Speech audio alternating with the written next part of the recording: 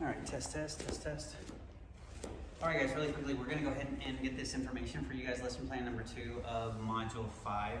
So we're looking at lesson plan number 2. The big distinction that you guys need to remember as we move into the rest of these techniques is that in lesson plan number 1, the knee shield was able to be employed, right? In lesson plan number 2, the your partner has beat your knee shield, and because they beat the knee shield, that complicates things just a little bit. So let's check this out really quickly. I'm gonna be laying on my side here. Hopefully you guys get a good angle. So coach is right here, right? She beat the shield. I do have my frame in right here, and because I have my frame in, I'm doing fairly well, but I didn't get my knee in. My legs are gonna be crossed. Now, coach made one crucial mistake. She left her leg out here. So we're gonna take advantage of this. We're gonna take our hand, we're gonna grab the material here, and then we're just gonna make our arm nice and stiff. Now, I'm kind of flat on my back right now because that coach has done a good job. And so what I need to do is I need to make sure to squeeze with my thighs. I'm gonna use my outside leg to kind of press against the ground and turn myself onto my side.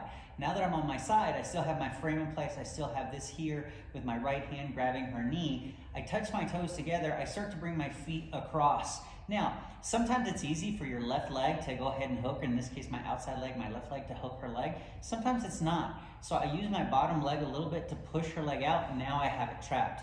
Now my bottom leg, in this case, which is my right leg, I can bring the shin in front of her hip right here. Now that my right knee is there and my right shin is in front of that hip, I can let go with my right hand, I can hug nice and high, and now what I'm gonna do is I'm gonna use my right foot that's on the ground to help me elongate my body. Once I elongate my body, I can either pull my leg out. If I need a little bit of extra space, I can either push with my legs straight out, or I can keep moving my hips out and away from her to the right in this case, right? I have enough space here, so I'm just gonna go ahead and bring this leg out, and then I'm going to trap just like so. We'll do it again from a slightly different position. This time we'll do it from this position.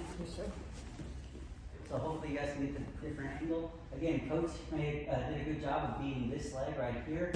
Now, she made one crucial mistake. She left the outside knee out, so I can grab it with my right hand. Now, in this case, I still have pressure with my legs here. I use my left foot, the foot furthest away from her, to kind of move me. Now, she can feel the pressure. It's very important that you keep that pressure. Now, look how I touch my toes together. I start to bring them across. But my top leg kind of runs into her body. So I use my bottom leg to push a little bit, and now I bring my right knee in front of her hip. Now with both of my feet on the ground, I can release my right hand. I grab her arm so she can't push my knee out of the way. I elongate myself, bring my leg out, and close. Coach finishes by pressing the frame off of her neck, turning her palm up, and withdrawing it so she can protect her elbow. All right, guys, that was technique number 1. For lesson plan number 2, we'll be moving on to technique number 2, which is a little bit similar to what we're doing now, with one major exception. And you'll see in technique number 2, where coach actually does the correct thing. She doesn't leave her knee on the outside, and that's what takes us to option 2. We'll look at that next.